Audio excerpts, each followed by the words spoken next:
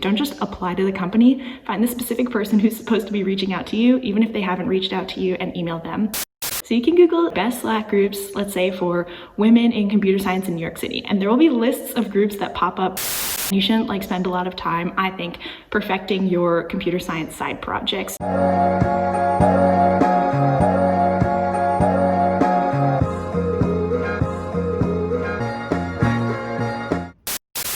Hey everybody, and welcome back to my channel, or welcome to my channel if you're new. My name is Lena and I make videos about computer science, software engineering, lifestyle, living in New York, things like that. Today I'm doing a video called how to land your first computer science or software engineering job or internship. So recently I made a video with my friend Chris, which you should definitely check out, about how the two of us landed our software engineering jobs or internships throughout our lives. And I think that has some valuable insights, and it's also fun to learn from other people's personal experience. But the one thing I thought that video lacked were specific actionable steps that you can take throughout the process to make sure that you get a computer science job or internship. So I'm gonna be laying those out now. So I'm gonna be breaking down this video into 5 components, and I'll put them on the screen here, but I'll also leave timestamps down below, so if you're not interested in one of these topics, you can just skip ahead. The first one is going to be finding available jobs. So we all know that you can do a quick Google search for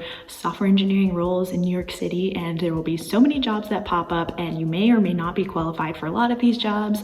A lot of them require a cover letter. You can mass blast out your resume, but I think a point that Chris and I really made clear in our other video is that this is an ineffective strategy. The most jobs come from candidates who are referred or otherwise have a connection to the company, which sucks for society generally, just because it perpetuates wealth inequality and things like that. But that's the world that we live in, and you have to use it to your advantage. So the first thing I'm going to be talking about here is using your network to find jobs that are available to you and will want to hire you. I think in your life, you have sort of 3 networks that you can draw from. The first is school, whether that be just high school and college, high school, college, and graduate school. I don't have that network, but you might. So those are people that you've met through schooling, your professors, other students, things like that. The second network is going to be your professional network. So this might not apply if you've never had a job before, but if you have, then it's people that you've met through jobs that you've had. And then the third one is your interpersonal network. This might be stronger or weaker for others. It's people that you know through your personal life, family, friends, your parents' friends, your friends' friends, things like that. People you can sort of get connected to through other people and kind of have a vested interest in helping you. The way that you should use these connections is by sort of identifying places that you want to work first, or sort of ideas of companies that you'd want to work at.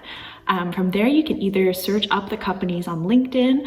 I think this is a pretty straightforward strategy, especially if you have a lot of LinkedIn connections. You can search them and see if you know anybody who works at that company, or you have a 2 degree of distance away from somebody who works at that company. Maybe you could have somebody introduce you to the person who works there. The reason that you really want to find someone who works at the place that you want to work is because they can potentially refer you. So this is the best when somebody refers you directly to a company. It makes your application stand out more, but they can also help you. So if you apply to a company, this person might be able to be especially if it's a smaller company, oh, I know this person, you should definitely give them an interview. So those are 2 definite things that really help, as opposed to cold email blasting a lot of people, cold job applying to a lot of jobs where you are unsure if you even know anybody there or would want to work there or something like that. So I think a nice way to do this in your personal life is just, be open about what you're looking for. I know this sounds like being a snake, and it really sucks that we're at this point in society where you have to be a snake, but honestly, it's only going to benefit you, and by not being a snake, you're just leaving yourself further behind than your peers. So you want to take the edge that you have, and you want to find yourself a role, and the best way to do that, every study says this, it's so much easier to get jobs when you actively talk about your job search with other people,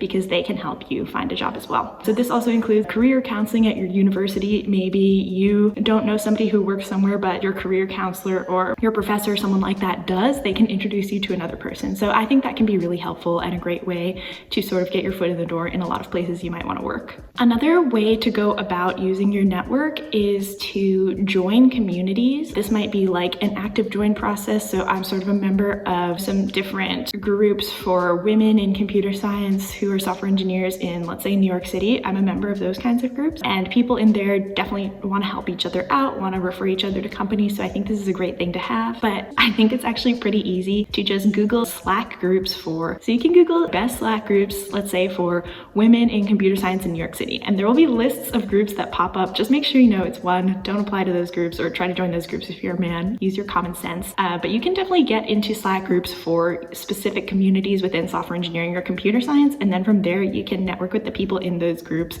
even if you don't know them. And I think they're generally happy to help you get a job just because that's kind of the purpose of the group. My second component is perfecting your computer science resume. There are a lot of resources and videos on this, and I might do my own if it's more requested, but I think this is a more covered topic generally, so I'll just leave some resources down below. But I have some just broad suggestions for your computer science resume. One, if you are a recent grad or in school, make sure to put your GPA on it. People like to see that. Unless it's under a 3, they just want to see that, you know, you went and you didn't fail. Just because most jobs, they never ask you for your transcript, so just put your GPA on your resume. Another thing is you should definitely have the words data structures and algorithms on your resume somewhere. A lot of recruiters just search for those keywords across resumes, so make sure that you have those on your resume. Similarly, if you have a resume in PDF format, which you definitely should, make sure that you created it with some sort of software where the words are searchable. You don't want like a full PDF that you can't find any specific words on, again, because recruiters search by key terms. An easy way to do this, I think, is just use Microsoft Word to make a resume and then export it as a PDF, then everything is searchable and very clear on your resume. You should have your most relevant experience in computer science first. So if you've had another software engineering job, that should be definitely at the top of your resume.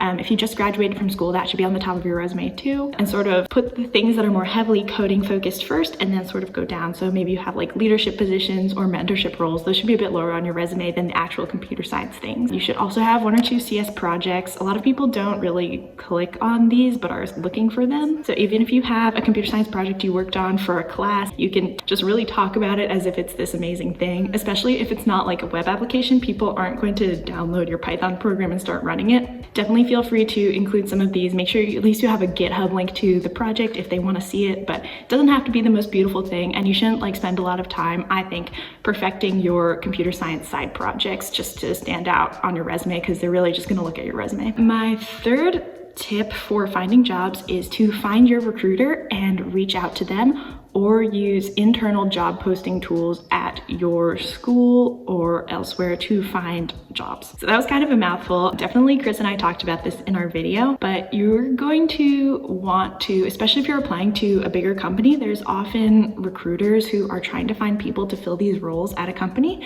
And there's a lot of times a search tool on a company's website which will enable you to find your recruiter. Somebody's name and email will pop up and you can just email that person directly. And that is definitely something you want to do. Don't just apply to the company. Find the specific person who's supposed to be reaching out to you, even if they haven't reached out to you, and email them. Another tip, this is one that Chris mentioned in our video, but you should definitely be looking at internal job posting sites, especially if you're in college. So this is things like Handshake. A lot of people, alumni of your school, even if you're graduated from college, this is still a really good tool. You can look for jobs that have been posted by your school's alumni, and you can sort of apply directly to those, and those have a much higher response rate just because they know they're getting someone from the school, which is what they intended in the first place. Another thing that I really didn't know in school, but I think is an important thing to know, especially if you go to college or you are in a boot camp or something like that, is that your teachers and your professors, both in a boot camp and a college setting, have credible work experience a lot of the time, or they were going to school with people who had credible work experience. So if you're particularly interested, like say you really want to work on AI, if you start talking about this in a one-on-one conversation with your professor, you're interested in jobs about AI, they actually might know people or might themselves have worked at a place where they kind of did an interest similar to yours. And I think that your teachers are your biggest advocates, and they're going to want to help you out